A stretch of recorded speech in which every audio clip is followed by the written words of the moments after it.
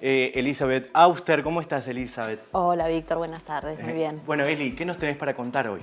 Bueno, el acontecimiento de hoy es el aniversario, que en realidad se cumplió ayer, de la Ley de Identidad de Género, la Ley 26.743, llamada de Identidad de Género y Asistencia Sanitaria Integral, que reconoce los derechos de las personas trans en el país, en todos los ámbitos en los que se desarrollen sus vidas, desde la identidad autopercibida, con todos los trámites que para ello correspondan, hasta una asistencia sanitaria que les permita adecuar sus cuerpos a la identidad autopercibida. Es una ley también muy esperada y que ayuda a muchas personas, ¿no?, que están en este sector, muchas veces que a veces se sienten vulnerables por el tema judicial y a veces político también, ¿no? Sí, se han registrado, por lo menos en los primeros años, cerca de 5.000 cambios de identidad, lo que demuestra que es un sector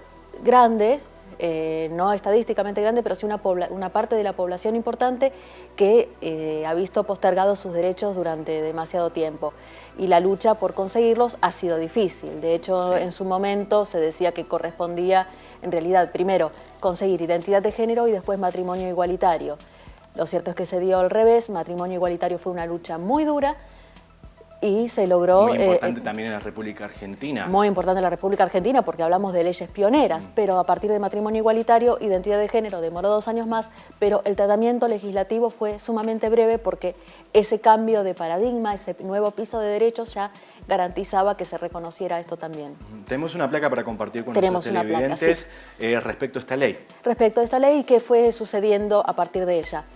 A favor podemos decir que es una ley pionera, es la primera en el mundo, la primera en Latinoamérica que registra este tipo de derechos y además los pone por fuera de la judicialización y de la patologización, es decir, cambiar la identidad en lo registral es simplemente un trámite administrativo, no requiere pasar por el juez, no requiere pasar por un diagnóstico psicológico.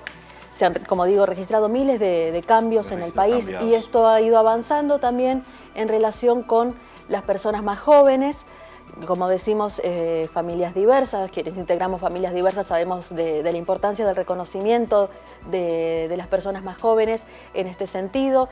Vemos el avance de la niñez trans, es decir, las familias reconocen, escuchan desde más jóvenes a los niños, las niñas, las niñas que manifiestan su transgeneridad, apoyan y salen a pelear por los derechos de sus hijos en los ámbitos en los que corresponda, tanto a nivel administrativo como frente a la necesidad de avanzar en lo médico para que reciban sus hormonas o cuando tienen que hacer cambios en el colegio. También está el tema del cupo laboral trans, ¿es así, Eli? El cupo laboral trans es un poco más problemático, si bien hay muchas iniciativas, en general esas iniciativas están frenadas, hay muy pocas provincias que han avanzado en esto con leyes a nivel provincial, como Buenos Aires, Chubut, Río Negro y Chaco.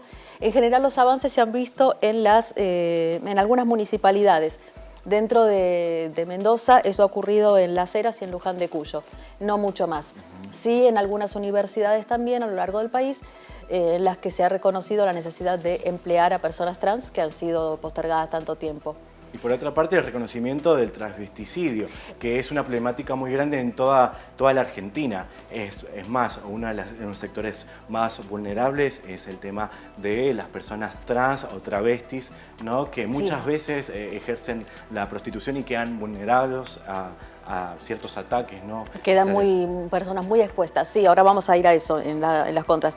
Lo bueno es que se reconoce, dentro del terrible panorama que esto significa, que el travesticidio es un tipo de figura penal en particular. Esto ha sucedido con el caso de Diana Zacayán, que fue asesinada en su casa en 2015. En el juicio, la sentencia reconoce el homicidio como calificado por odio de género. Claro, sí. Así que... se está tipificado en el Código Penal respecto a este... Porque están reconocidos los crímenes de odio y este en particular como odio de género.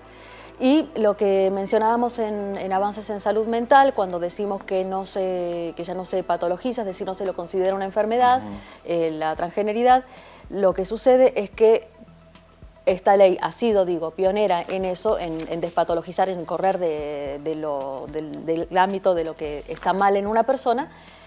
Y la Organización Mundial de la Salud lo hizo mucho después. El año pasado, en junio, borró la transgeneridad de su diccionario de desórdenes mentales.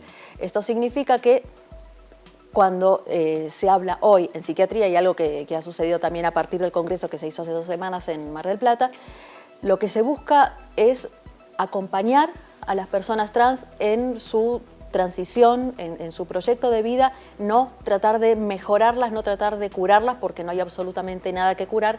La y esa transgeneridad transición no también se da en la parte de los niños, niñas y niñes, exactamente. no solamente en adultos. Exactamente, cuando hablamos de niñez trans, hablamos de personas que ya se reconocen como trans desde muy jóvenes y a quienes hay que acompañar para que el trayecto de sus vidas sea mucho más sencillo de lo que fue para las generaciones anteriores. Por ejemplo, recibiendo bloqueadores hormonales antes de la pubertad para que no desarrollen características secundarias que no son las que se corresponden con la identidad autopercibida. Que parece son pequeños detalles, pero hacen la diferencia que antes no estaban. Exactamente. No estaban. Las personas crecen con un alto nivel de lo que llaman estrés, que no significa simplemente estar nerviosos o nerviosas, sino vivir con enormes problemas por la constante discriminación, la constante negación de la propia identidad. El señalamiento en la calle, la sociedad. Pero bueno, ha cambiado un poco, ¿no?, la perspectiva, ¿no?, y el sentido de las personas que caminan cada día, ¿no?, las calles, y esto está bueno celebrar, ¿no?, un nuevo aniversario de esta ley. Absolutamente. De todos modos tenemos algunas características en contra, hay muchas faltas todavía. Los crímenes de transodio no desaparecen todavía. De hecho, la Federación LGBT ha hecho un relevo el año pasado.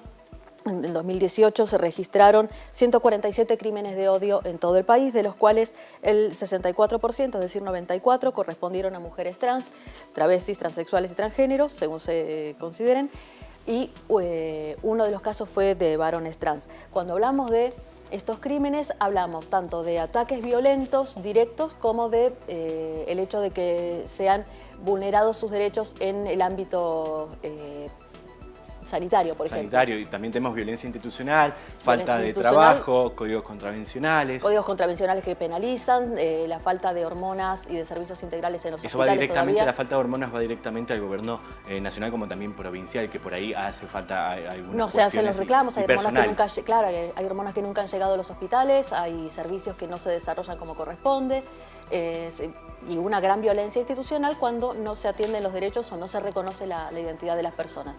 Bueno, muchísimas gracias, Eli. Bueno, y festejar, ¿no?, también el tema de este aniversario, esta ley de identidad de género. Muchísimas gracias. A vos, Víctor, a ustedes.